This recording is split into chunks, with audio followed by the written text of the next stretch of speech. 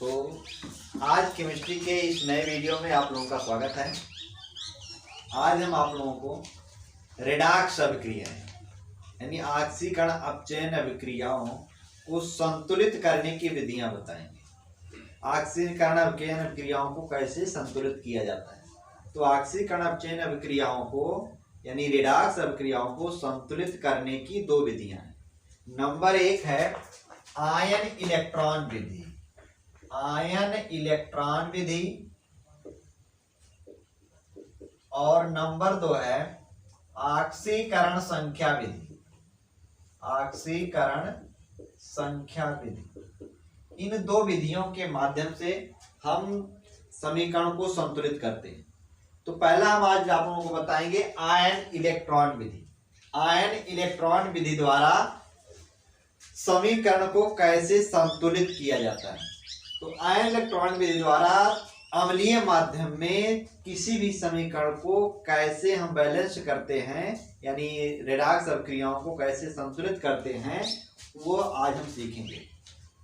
तो देखिए, मान लीजिए कोई अभिक्रिया दी गई है, ये रिएक्शंस है MnO4 single negative plus S2 positive gives out Mn2 positive plus S। ये हमारी समीकरण है, इसको हमें संतुलित करना है। हमें आयन इलेक्ट्रॉन विधि द्वारा अम्लीय माध्यम में आयन इलेक्ट्रॉन विधि द्वारा हमें संतुलित करना है। तो पहले हम क्या करते हैं, सर्वप्रथम ये जो समीकरण दी हुई है इसको दो अर्ध समीकरण में तोड़ देते हैं। मतलब जहां पर ऑक्सीकरण हो रहा है वो समीकरण अलग लिख लेंगे और जहां पर अपचयन हो रहा है वो समीकरण अलग बना लेंगे। तो इसमें दो समीकरण बनेगी।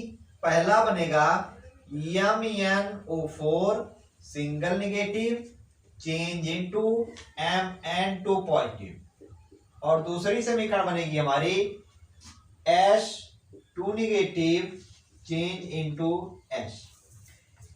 दोनों समीकरण को अलग अलग लिखने के पश्चात फिर हम एक एक समीकरण को बैलेंस करेंगे।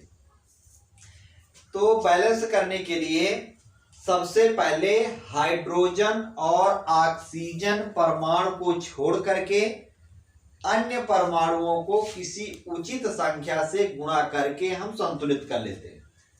यानी हाइड्रोजन और ऑक्सीजन दोनों को छोड़ करके अन्य परमाणुओं को किसी उचित संख्या से गुणा कर देते हैं, मतलब बैलेंस कर लेते हैं। तो यहां पर देखिए Mn एक इधर है एक इधर, मतलब मैंगनीज बराबर है।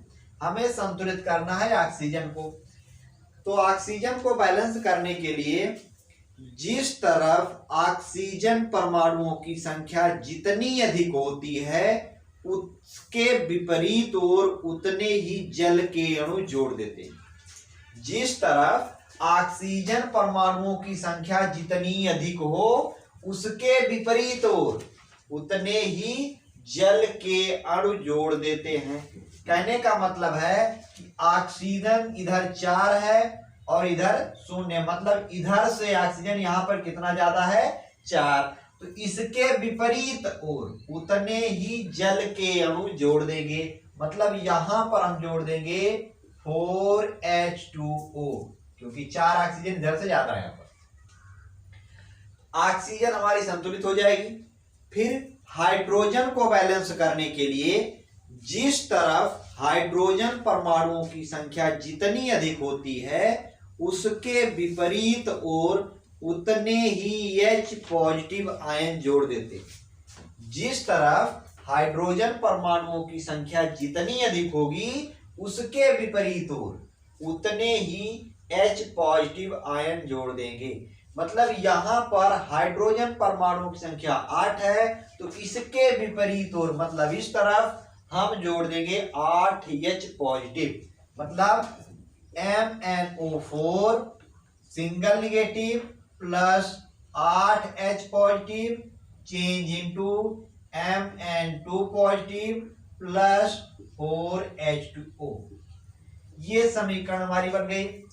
अब हमें यहां पर देखिए मैंगनीज भी बैलेंस है, ऑक्सीजन भी बैलेंस है और हाइड्रोजन भी बैलेंस है। अब हम बैलेंस कर देंगे आवेश को। आवेश देखेंगे इस तरफ 8 H पॉजिटिव है, मतलब हाइड्रो यहाँ पर धनावेशों की संख्या 8 है और एक ऋणावेश है।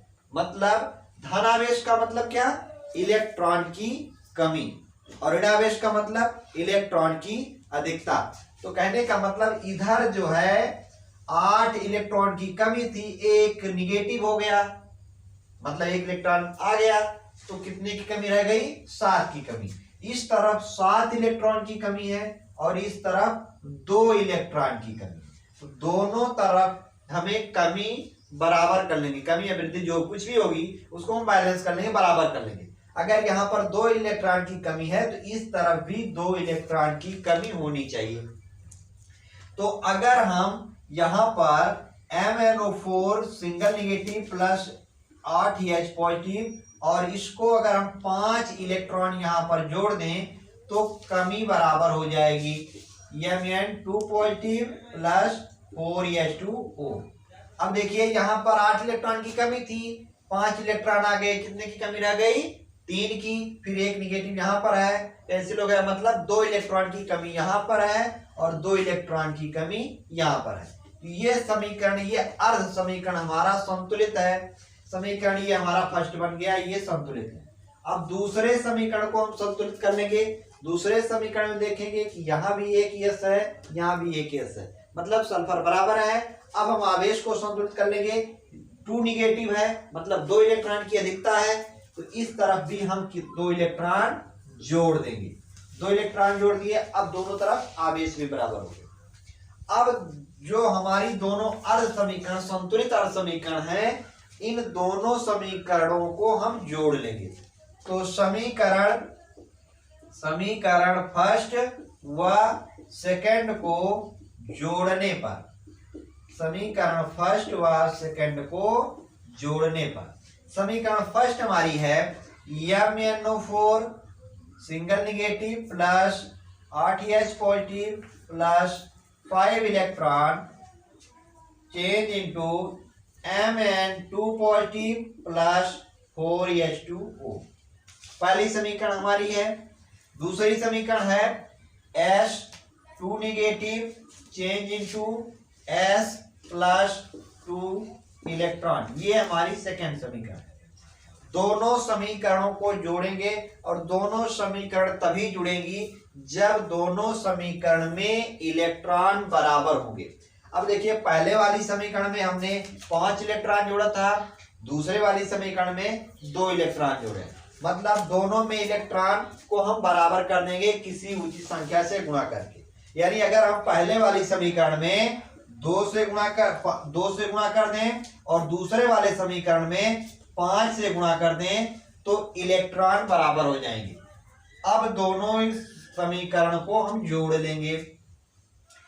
पहले वाली पूरी समीकरण में 2 से गुणा हो रहा है, मतलब 2MnO4 सिंगल निगेटिव प्लस 8 दूनी 16H पॉजिटिव प्लस 5 दूनी 10 इलेक्ट्रॉन प्लस, अब इसको दूसरी वाली समीकरण को जो रिएक्टेंट साइड है उनको भी लिख लेंगे और दूसरी वाली समीकरण में गुणा हो रहा है 5 से, यानी 5S2 negative gives out 2Mn2 positive plus 8H2O plus 5S plus 10 electron, 10 electron ये और 10 इलेक्ट्रॉन ये दोनों कैंसिल हो जाएंगे। फाइनल समीकरण जो हमें मिलेगी वो है 2MnO4 single negative plus 16H positive plus 5S2 negative gives out 2Mn2 positive plus 8H2O plus 5S। ये हमारी अब बैलेंस समीकरण है, ये समीकरण हमारी अब संतुलित है। तो ये आयन इलेक्ट्रॉन विधि द्वारा अम्लीय माध्यम में संतुलित करने की विधि थी। अगले वाले वीडियो में हम बताएंगे कि क्षारीय माध्यम में आयन इलेक्ट्रॉन विधि द्वारा समीकरण को कैसे संतुलित किया जाता है।